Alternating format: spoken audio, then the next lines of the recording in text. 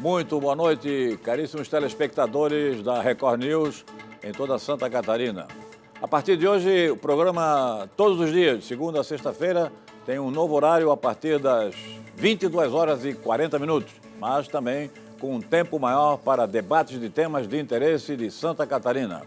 Presença hoje do secretário da Casa Civil do governo, Carlos Moisés da Silva, o advogado, larga experiência na atividade política, administração pública, Heron Giordani, do oeste de Santa Catarina. Ele começou como chefe de gabinete do então deputado estadual Paulo Bornhausen, no PFL. Depois atuou com o João Rodrigues, na sequência, secretário na Prefeitura Municipal de Chapecó. Com João Rodrigues e com a renúncia dele assumiu o vice José Caramori, também continuou no cargo.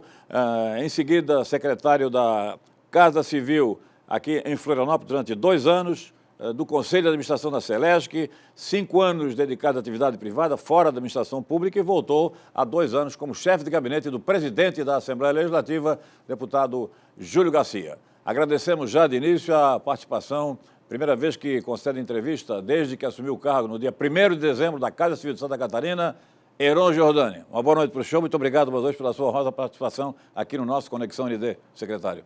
Boa noite, Moacir, boa noite a todos os telespectadores, eu que me sinto honrado pelo convite. É um prazer enorme participar do programa Conexão ND e levar informações e a nossa mensagem a todos os catarinenses. Secretário de Faxinal dos Guedes, né? A família ainda reside lá, tem uma larga integração com toda a região de Santa Catarina. Como foi a virada do ano lá na região, secretário? Em família, né? Nesse novo momento, conseguimos reunir toda a família.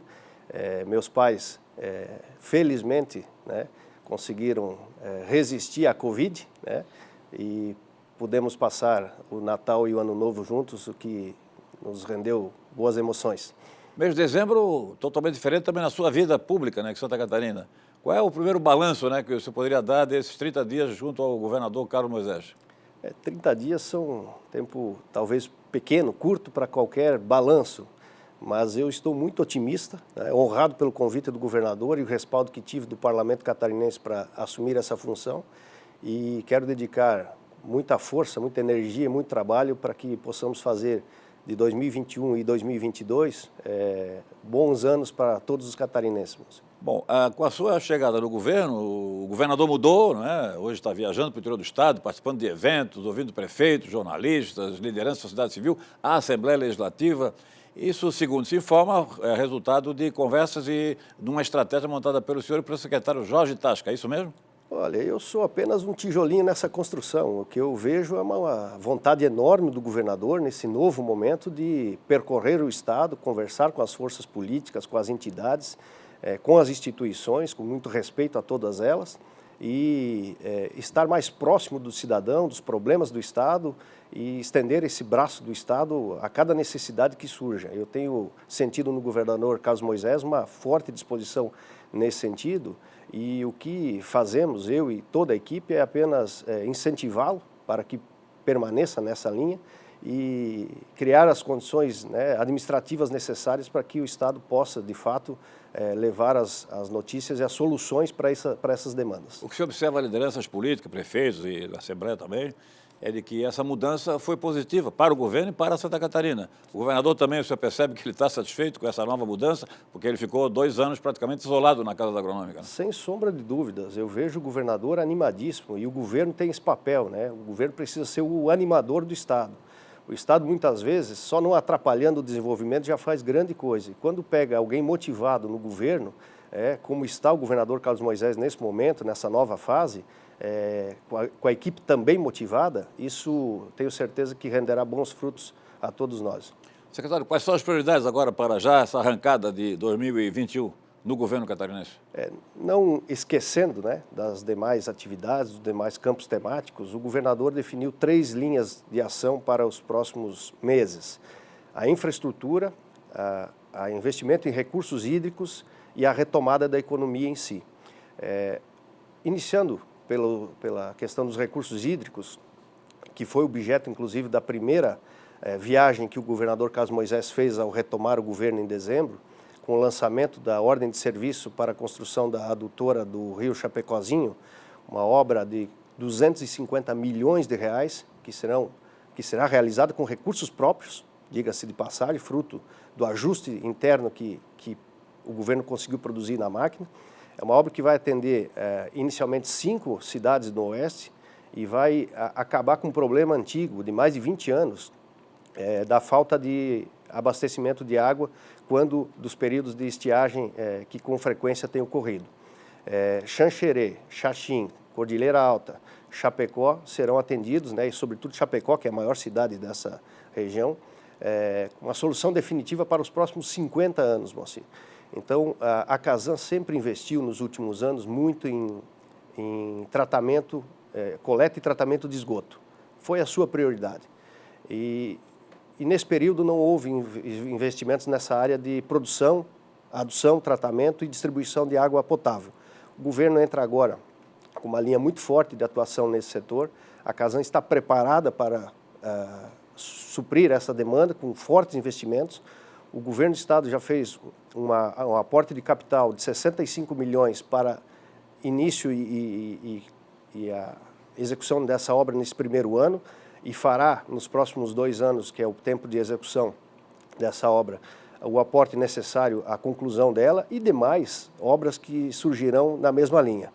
É importante dizer que o governador Carlos Moisés não está preocupado em produzir ações para o seu governo, são políticas de Estado. Ele não está preocupado se vai poder ou não colocar o seu nome na placa quando ela for inaugurada, porque é uma obra que demora 3 anos para ser executada. A preocupação dele, sim, tem sido criar obras estruturantes que resolvam definitivamente os problemas das regiões. Essa obra, esse desvio do rio Chapecozinho, vai resolver o problema na área urbana ou também vai atender, beneficiar avicultores, suinocultores, etc.? Inicialmente na área urbana. O projeto contempla uma rede de 58 quilômetros de extensão e atenderá uma demanda aí de quase 400 mil habitantes, podendo ter uma projeção para que as cidades dobrem o seu tamanho e a companhia de abastecimento continue atendendo com qualidade e satisfação esse crescimento projetado.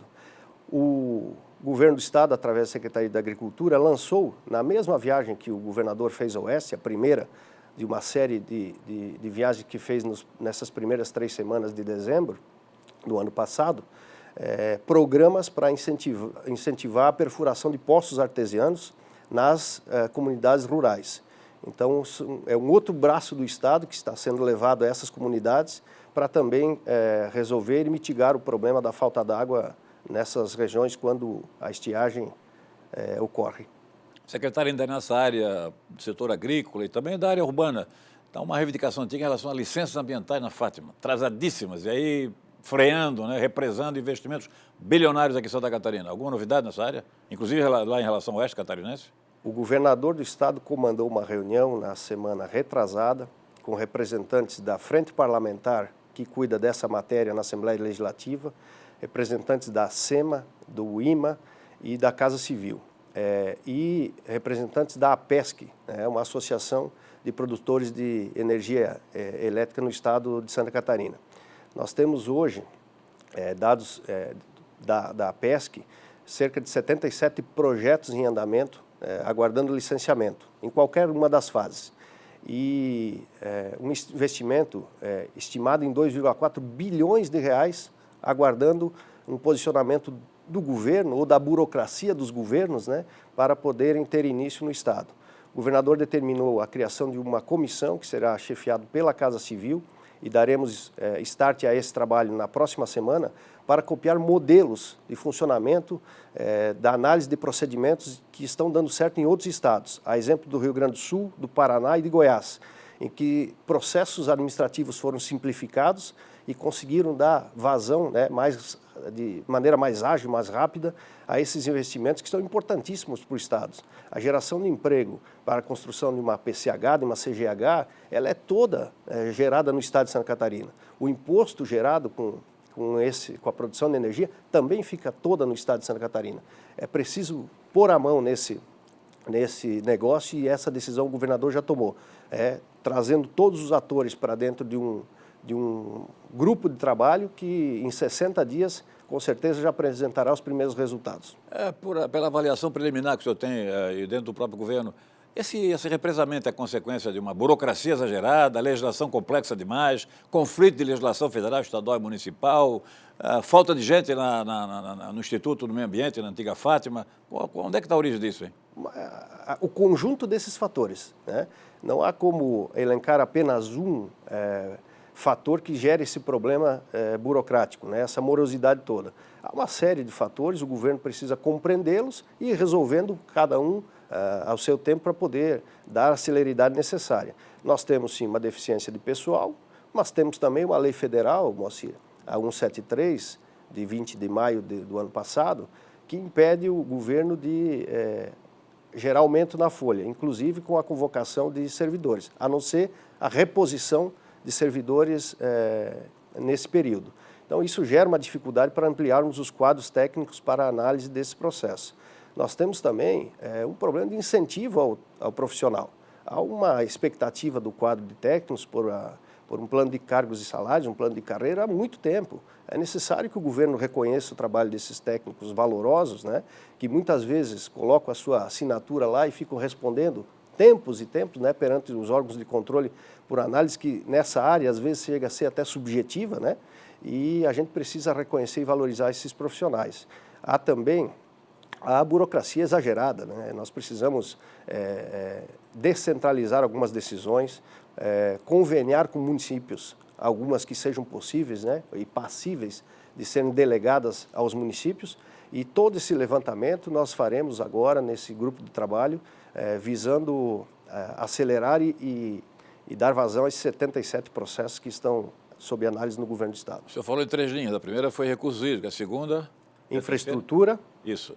E a retomada da economia. O que está previsto prioritariamente na infraestrutura? Infraestrutura, o governo do Estado, nesses primeiros 2 anos, já contratou, está em fase de contratação de mais de 50 milhões de reais em projetos. E esse investimento nessa área de engenharia viária, de recuperação de rodovias, construção de novos trechos, vai gerar um investimento do Estado de 5,5 bilhões de reais nos próximos 2 anos. O que a Secretaria de Infraestrutura está fazendo, sob o comando do secretário Tiago Vieira, foi, então, no primeiro momento, identificar as necessidades, contratar os projetos para execução dessas obras e agora iniciar a execução delas. São projetos, Moacir, que visam soluções para o Estado até 2035. O governo não pode pensar em projetos até o último dia do mandato. O governo precisa pensar em longa escala. E nesses primeiros 2 anos de governo, para esse setor, para esse segmento, estão garantidos 5,5 bilhões de reais em diversos acessos e construções de rodovias, recuperação de rodovias em todas as regiões do Estado. Há um equilíbrio muito justificado, inclusive tecnicamente, para que todas as regiões tenham as demandas históricas, né, nesse setor atendidas nos próximos 2 anos. Recuperação de rodovia estadual é uma coisa absolutamente urgente, né, secretário? Porque tem várias estradas que estão em petição de miséria no Estado. Exatamente. Esse levantamento foi feito nesse primeiro período e cerca de 93% das rodovias estaduais sofrerão intervenção nos próximos 2 anos, seja com o conserto, né, de alguns trechos, a ampliação da capacidade ou até a construção de novas ligações. E a terceira linha? A retomada da economia. São programas de incentivo e o primeiro deles, que já é possível destacar, foi a aprovação pela Assembleia Legislativa no mês de dezembro, um tempo recorde, em 12 dias apenas, de projetos que reinstituem benefícios fiscais para alguns segmentos. Vamos pegar como exemplo a questão da aviação regional. O Estado irá fazer uma aplicação regressiva do ICMS, né, da incidência do ICMS para as empresas que atuarem no Estado de Santa Catarina. Quanto mais aeroportos do Estado, as companhias aéreas atuarem, menor vai ser o imposto pago por elas dentro do Estado na questão da querosene de aviação. Excelente. Do mesmo modo, o transporte rodoviário e a passagem, o transporte coletivo urbano intermunicipal, né, que tenha início e fim dentro do estado de Santa Catarina, também terá uma redução do ICMS, assim como a passagem do transporte coletivo. Medicamentos, cesta básica, há uma série de incentivos que, a partir do novo modelo que foi adotado, de atender ao setor e não ao CNPJ, com regra clara, transparente, pública e autorizada em lei pela Assembleia Legislativa, é possível criar esse incentivo às empresas e esses segmentos. Tenho certeza que isso vai ter um forte impacto na economia, com a retomada de algumas atividades, e Santa Catarina vai ganhar muito com isso. Já foi sancionado esse projeto? Esse projeto já foi sancionado no dia 23 de dezembro, num evento na CIG, em Joinville, pelo governador Carlos Moisés. E a execução dele? Vai se dar a partir de agora, né? A partir de hoje, dia 4, porque há o princípio da anualidade, né? Então o primeiro dia útil do ano é que começarão entrar em vigor aí essas medidas. Secretário de Integração de Santa Catarina, no século passado, se deu inclusive pelo transporte aéreo. Depois isso desapareceu por várias circunstâncias. Pelo projeto do governo, pelo estudo do governo, com esse incentivo, né, às companhias aéreas, pequenas, micro, imagino, companhias aéreas, até grandes, de repente, existe realmente condição de facilitar, de viabilizar o transporte aéreo de integração estadual? O governo do estado está muito convencido que isso seja possível, Moacir. Nós temos diversos aeroportos e, além do incentivo para a querosene de aviação, nós estaremos dotando todos os aeródromos de condições, inclusive de voos noturnos, com o balizamento noturno em todos os aeroportos. O modelo de concessão de Chapecó é uma nova dinâmica que o governo federal já havia aplicado, que o governo do estado irá adotar também como modelo. Isso valerá para os demais aeroportos que criarem viabilidade econômica para serem concedidos à iniciativa privada, e aí a gente potencializa, né, o investimento com o ingresso de recursos da iniciativa privada nesse setor. Nós temos convicção de que as empresas, companhias de aviação, né, e o Estado vai procurá-las a partir de agora, criaremos condições para que elas possam atuar dentro do Estado de Santa Catarina. Secretário, eu sou manezinho do litoral, como o senhor sabe, mas eu sou apaixonado pelo oeste catarinense, povo trabalhador, porque desde a primeira vez que eu estive no oeste, lá pelo início da década de 70, final dos anos 60, eu via que o pessoal lá, os agricultores, eles plantam assim praticamente em cima do asfalto, né, do acostamento do asfalto. E na época não tinha asfalto, claro, na maioria das estradas. Então é uma disposição extraordinária, mas há muitas décadas que eu ouço falar de que há carência de infraestrutura para a chegada dos insumos, do milho, da soja e também, sobretudo, para a exportação dos produtos agrícolas, de aves e suínos da região. E tem alguma perspectiva, o senhor conhece melhor a região lá, para melhorar esse estado de coisa? Porque depende muito do governo federal, imagino, né? Moacir, eu fui secretário de governo na prefeitura de Chapecó por 8 anos. E lembro-me de diversas vezes que nos encontramos em eventos na região em que o senhor esteve por lá e sempre comentou isso comigo, então sou prova viva de que tem circulado nos últimos anos com frequência naquela região e tem percebido o tamanho da pujança daquele canto do nosso estado. Mas é preciso destacar que o estado de Santa Catarina é um estado diferenciado e diversificado economicamente. Florianópolis tem o turismo e a empresa limpa, né, que é a tecnologia, né, com um grande crescimento. A região do Vale do Itajaí e o norte se destacam muito pela indústria pesada, metalmecânica e têxtil. O sul com o carvão. E a serra, né, e o oeste com a produção do gado e o agronegócio. Falar do oeste, né, é uma coisa que, de certo modo, me emociona também, porque eu conheço a realidade daquele local. E os oestinos costumam dizer que até o sol demora a chegar 17 minutos a mais no oeste de Santa Catarina. Então, não há, nesse momento, que cobrar de governos anteriores a falta de investimento ou qualquer coisa do gênero. Acho que a gente precisa desenvolver bons projetos e focar, sim, o investimento do Estado também para aquela região. O agronegócio tem sido, no Brasil, né, o salvador da economia, principalmente nas últimas 2 crises que houveram no país, e a região do Oeste criou um modelo, já na década de 60, que serve de modelo para o país, né?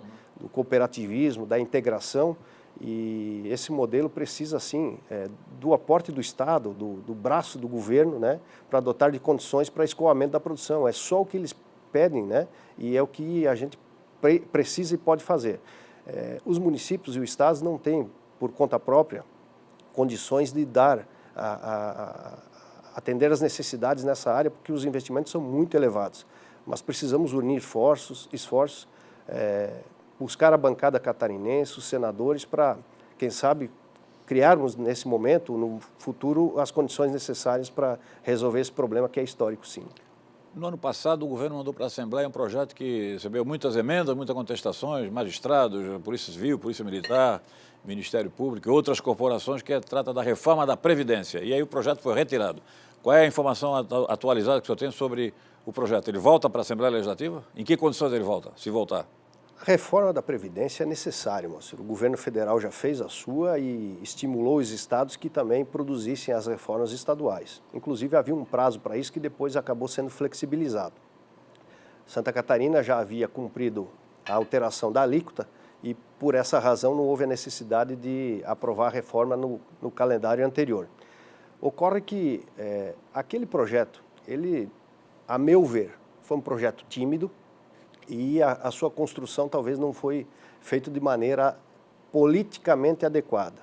Há necessidade de construção de um projeto, sim, e o governo está se preparando para isso, mas com forte diálogo entre os poderes, os órgãos de controle e as instituições, e o governo precisa estar forte politicamente, né, com uma base larga na Assembleia para poder aprovar uma proposta de alteração à emenda à Constituição, uma emenda constitucional que requer 24 votos e depois uma lei complementar que requer a aprovação de 21 deputados.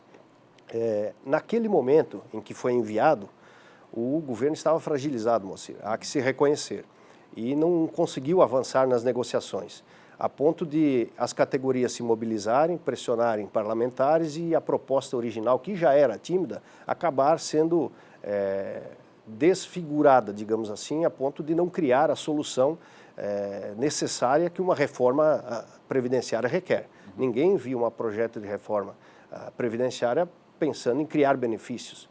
O sentido dela é justamente contrário, diminuir o fluxo, né, de recursos aí no déficit previdenciário, e nós estamos construindo internamente uma proposta. Antes de enviar essa proposta à Assembleia, o compromisso do governo é conversar com os poderes, com os órgãos, dialogar a exaustão, para que quando ela chegue para apreciação do parlamento, ela possa ter uma fruição diferente da que teve anterior. O projeto vai agora em janeiro, fevereiro? Pretendemos concluir esse trabalho até o mês de fevereiro, tá? Quando a Assembleia de fato retoma as suas atividades, e no momento em que ela tiver azeitada entre os poderes e órgãos e as instituições, entre as categorias, é que essa proposta será enviada à Assembleia. Não há prazo para isso. O momento será o mais adequado nessa construção que faremos. Houve alguma conversa na Assembleia, antes do encerramento para o recesso parlamentar, de que o governo estaria cogitando, nessa nova fase, de pequenas alterações na estrutura? Existe algum fundamento nisso? Há um outro projeto que está em desenvolvimento internamente, por solicitação do governador Carlos Moisés, que é uma mini-reforma administrativa. Não é possível aumentar a despesa com folha, mas o governador sentiu a necessidade de fazer um pequeno ajuste à reforma que ele promoveu em abril do primeiro ano, concentrando algumas atividades e potencializando outros setores que merecem essa atenção nesse segundo momento. Como seria essa reforma, em linhas gerais? O governador pretende retirar do gabinete do governador algumas atribuições que inicialmente foram levadas ao gabinete do governador, a exemplo do Detran e da Defesa Civil, pretende enxugar algumas estruturas. Enfim, ela não vai ter grandes modificações, mas necessárias ao bom funcionamento do Estado nesse segundo momento, digamos assim, do governo Carlos Moisés. Secretário da Casa Civil, Heron Giordani, algumas questões pesadas, graves, ficaram aí de 2020 para 2021, tipo impeachment, coronavírus, Covid-19, problema de aglomerações, etc. A questão grave lá do Alto Vale do Itajaí. Gostaria que o senhor tratasse desse assunto, mas logo após o nosso intervalo comercial. Conexão ND, volta em seguida.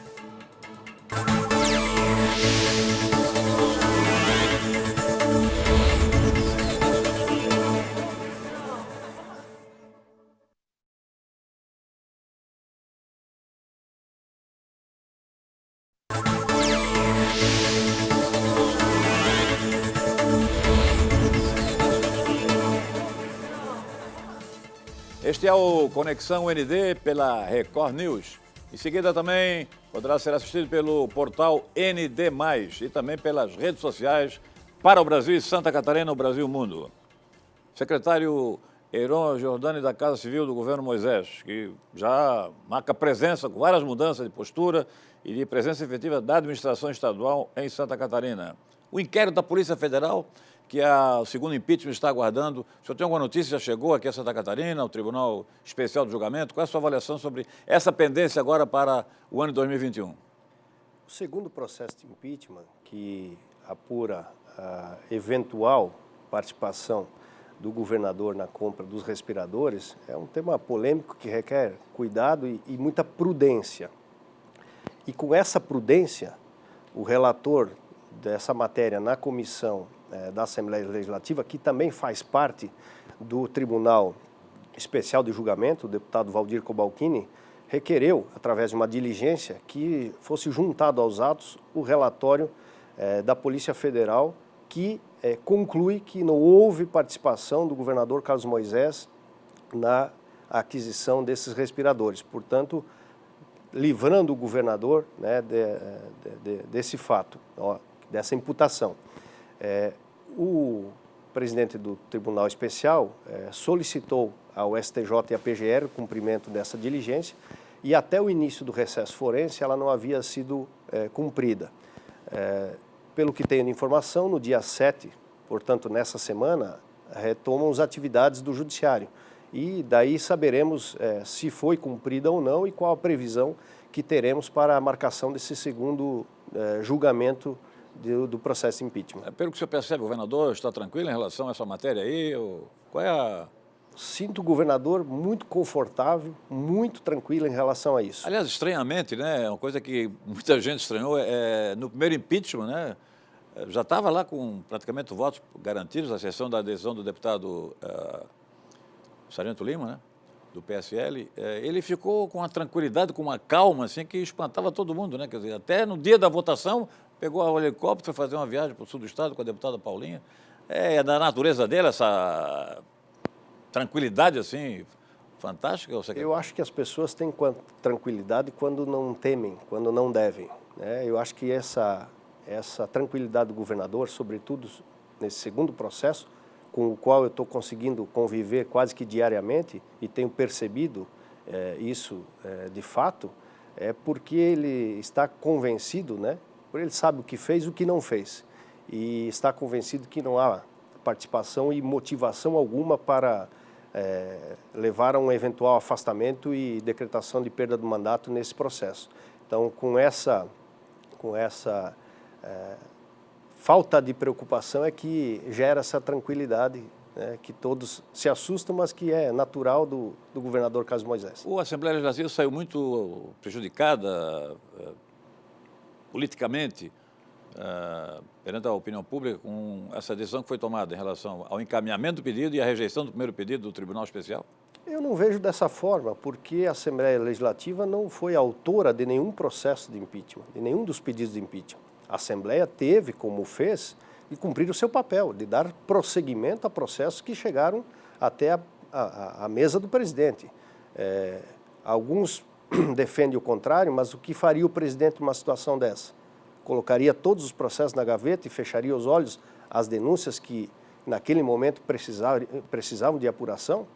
Tanto é que levaram por parte da Assembleia decisão, né, com ampla maioria em relação à necessidade de sequência do processo. O julgamento não se dá na Assembleia como não se deu na Assembleia e não se dará nesse segundo momento.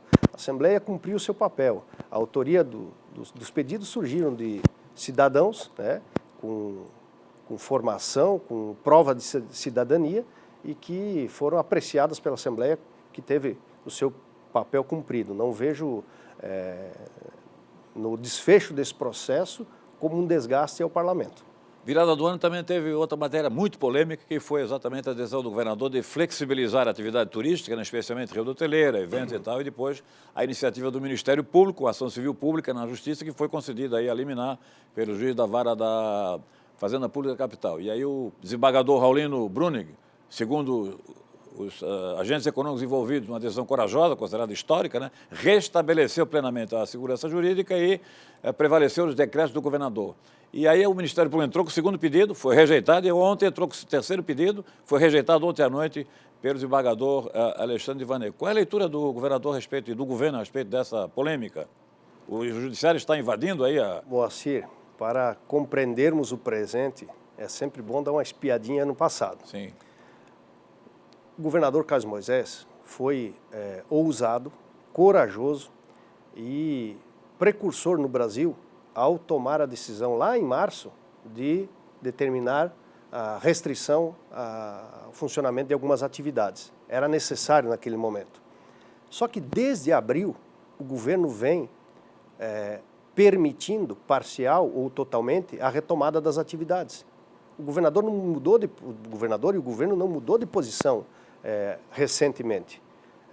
A reabertura de algumas atividades já vem surgindo de maneira parcial e gradativa desde o mês de abril. Então, há um estudo para isso, há um grupo debatendo essa questão e há necessidade de, assim como o governo confia nas instituições e nas pessoas e nos catarinenses, há necessidade de reciprocidade nisso, de que as pessoas e as instituições confiem no governo. A autoridade em saúde, que é exercida pela Secretaria de Estado da Saúde, ela não toma decisão sem avaliação responsável, criteriosa de cada caso.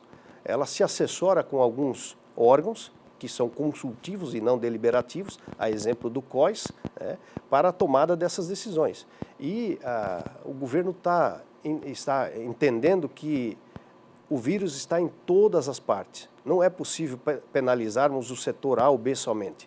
O vírus não está somente dentro do ônibus, ou dentro do restaurante, ou dentro de um hotel.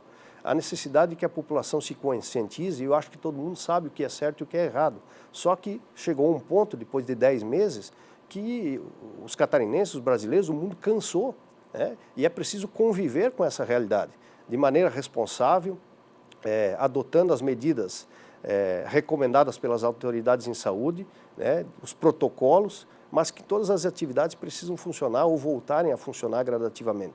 O Estado precisa, sim, despertar a consciência e elevar o nível de conscientização das pessoas através de campanhas publicitárias, de maneiras, enfim, que o Estado tem para fazer isso, e disponibilizar leitos para atendimento, leitos de UTI para atendimento Covid.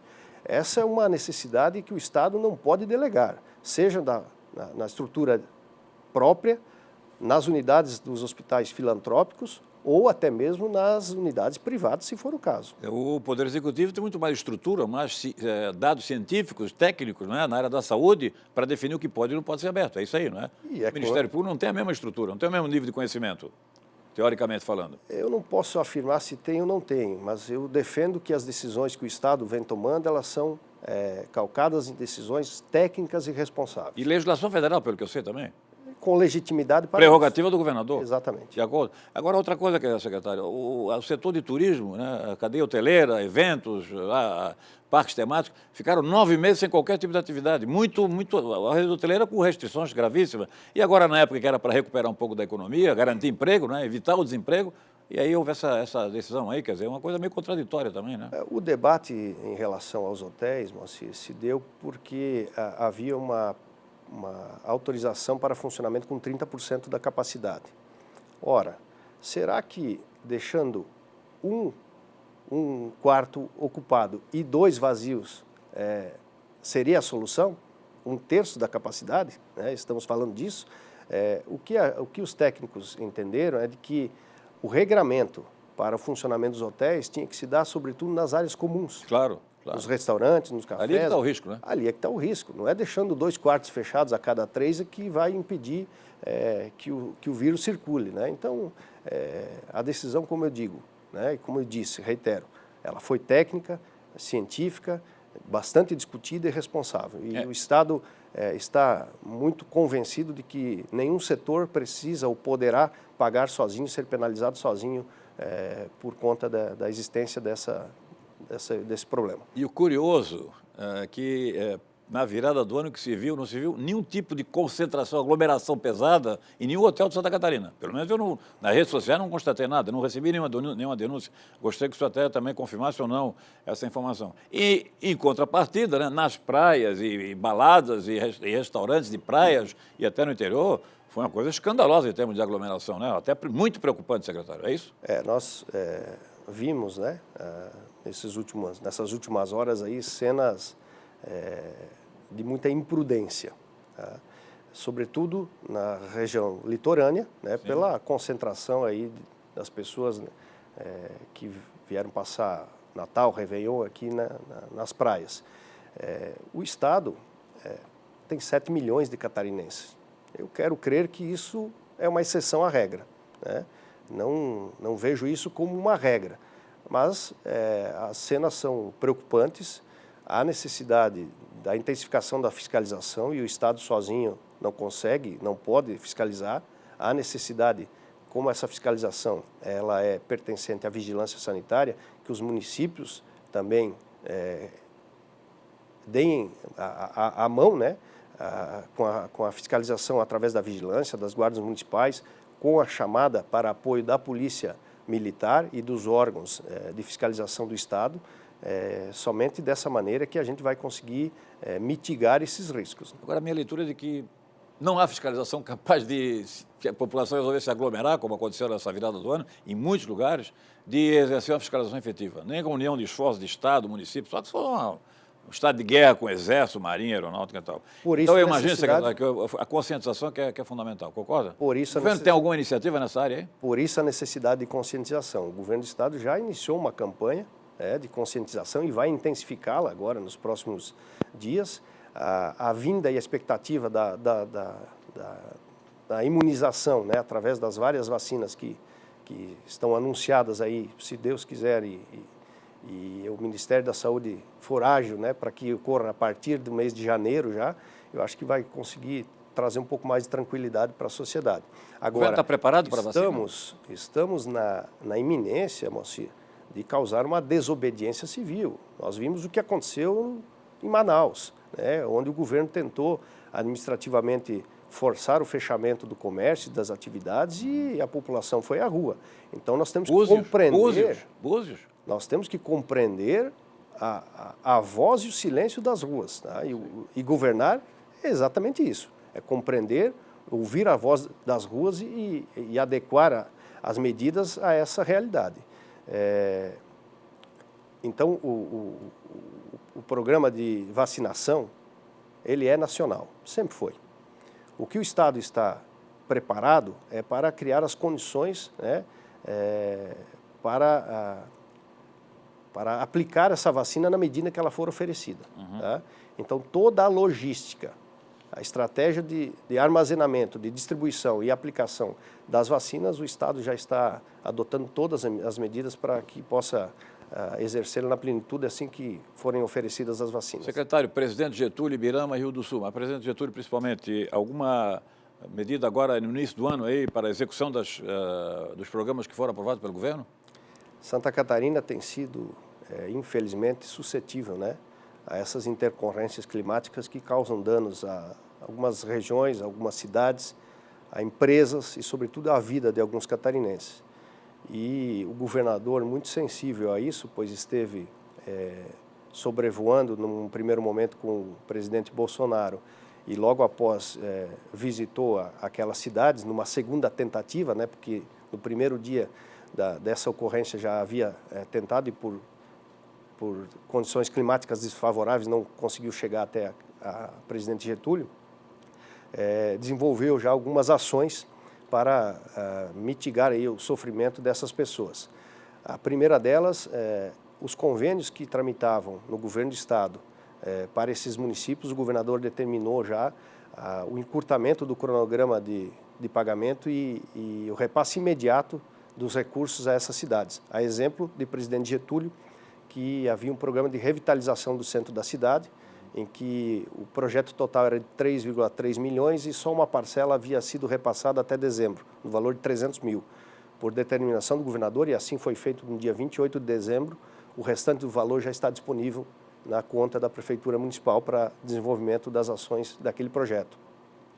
Do mesmo modo, além de socorrer, no primeiro momento, as prefeituras que exercem esse papel de socorro imediato, né, o primeiro atendimento a essas vítimas, o governador pediu e a equipe criou, vai ser lançado amanhã, um programa que se chama Recomeça SC.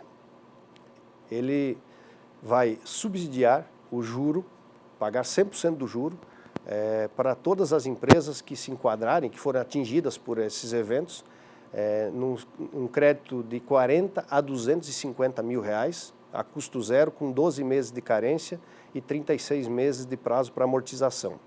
O Badesc irá instalar unidades nessas 3 cidades para o cadastramento, a instrução e o início das contratações, das operações de crédito, e é uma forma do Estado socorrer a esses imprevistos que atingem empresas e a economia local e regional.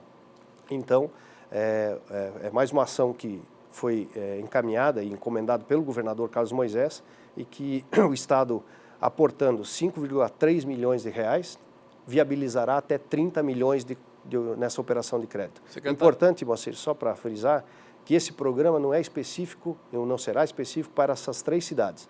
Todas e quaisquer cidades que tiverem situação de calamidade pública reconhecida serão atendidos pelo Recomeça SC. Para encerrar, e as mudanças no secretariado vão continuar? Porque o governador anunciou que lá atrás, né, quando retornou, queria mudar também o primeiro escalão, o segundo escalão. Qual é a novidade que o senhor tem? O governador sente a necessidade de alterações, está conversando internamente com a equipe, fazendo as devidas avaliações, conversando com partidos, parlamentares, empresários, entidades. Ela não se resume ou não se restringe ao mundo político, e eu acredito, né, que nos próximos dias ele deverá anunciar a sua decisão em relação a isso. Secretário Heron Giordani, mais uma vez agradecimentos por sua honrosa presença aqui no Conexão ND. Grande abraço a todos, muito obrigado pela audiência e até a próxima. Boa noite.